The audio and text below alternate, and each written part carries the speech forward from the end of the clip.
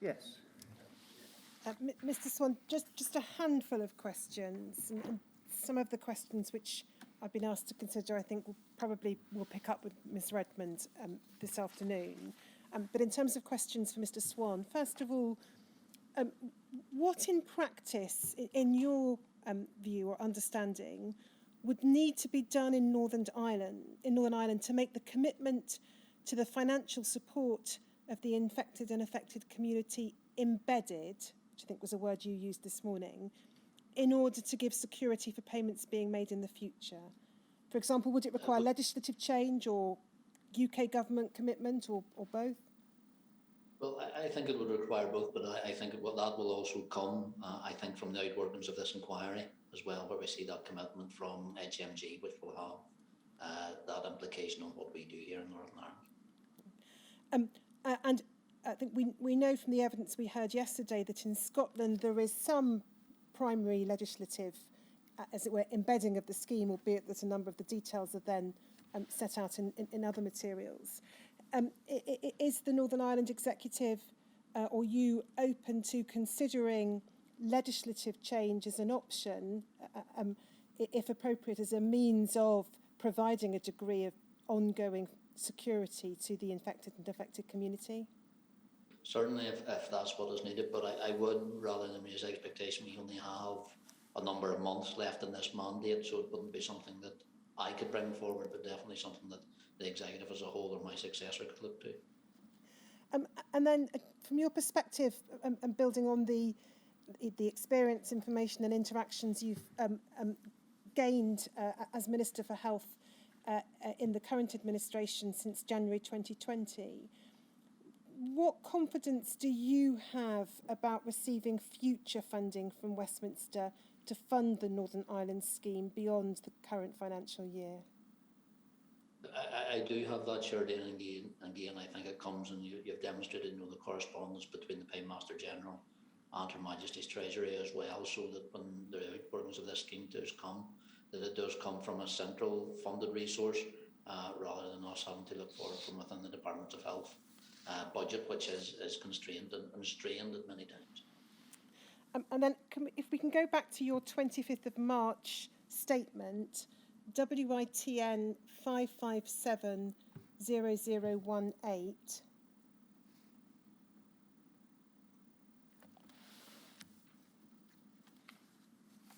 Been asked to clarify a handful of matters with you. So if we look at the bottom half of the page, and we can see in the first and third bullet points the provision there in relation to bereaved spouses or partners. In terms of the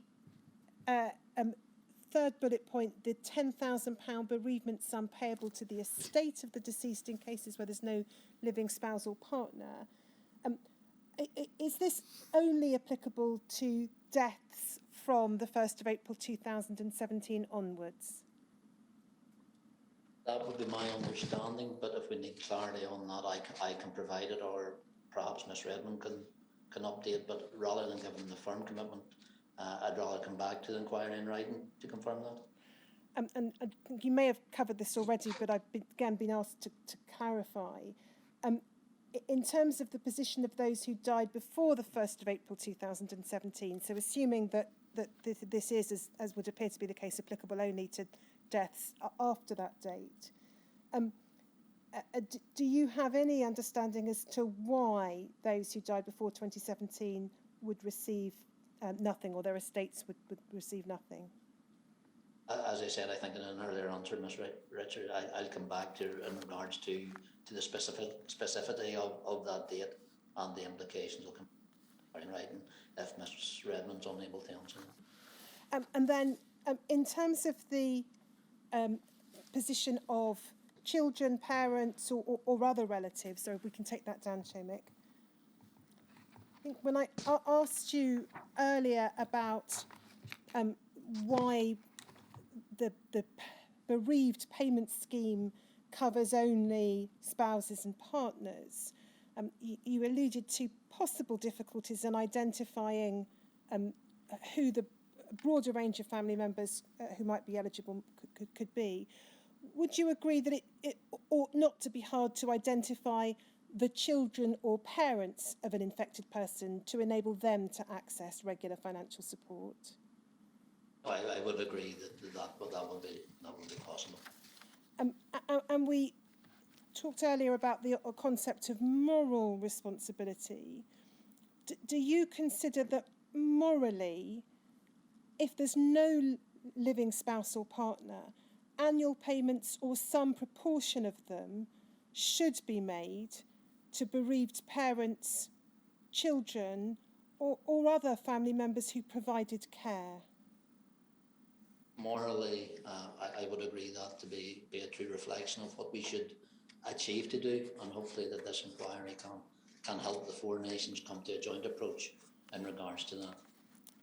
Thank you, Mr. Swann. So those are the additional questions that I'm proposing to ask from those suggested by call participants. Well, just by way of comment, if I may, before I ask the one question which I have, Mr. Swann, it may help with the moral argument which you've just referred to reflect on the fact that the VCJD trust deed talks about a class of beneficiaries which includes ancestors and predecessors.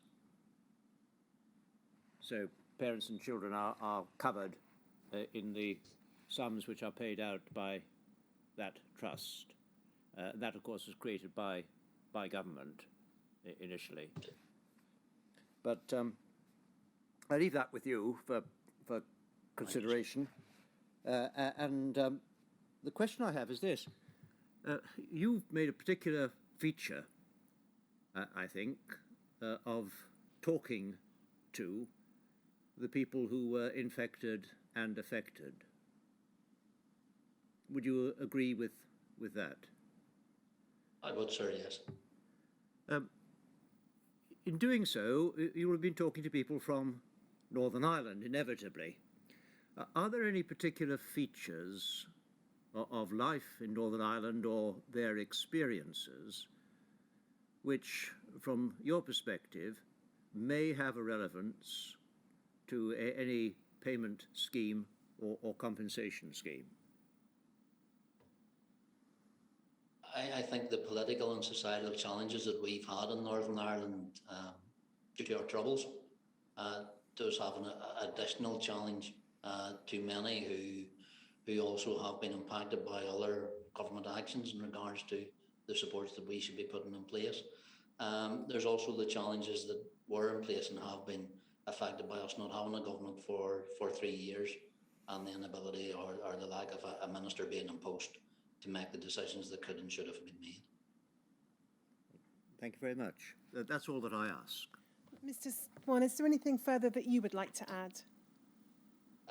If I could, just maybe a few closing comments. I would like to say that the use of contaminated blood and blood products in the 1970s and 80s was a tragic episode in the history of the NHS. Many people have suffered terribly as a result, and I welcome the public inquiry to examine the circumstances into how this tragedy took place.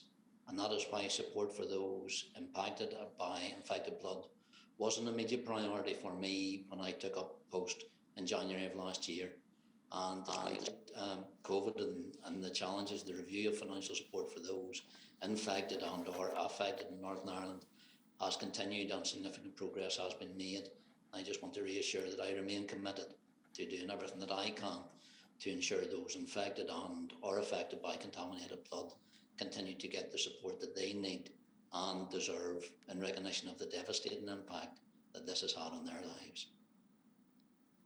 Well, can I, for my part, thank you very much for the considered evidence which you have given, helping us to know what happened fairly quickly after you came into post in January 2020 to start to alleviate the suffering of financial suffering at any rate, and to some extent the psychological suffering of those who needed some assistance. Thank you for your clear evidence and the commitments which you have made, and your promises to give us some further information in due course if we need it. So thank you for that. That's all that I have to say, except, Ms. Richards, we're due back at 2 o'clock. 2 o'clock for the evidence of Elizabeth Redmond. And I look forward to that. Thank you very much.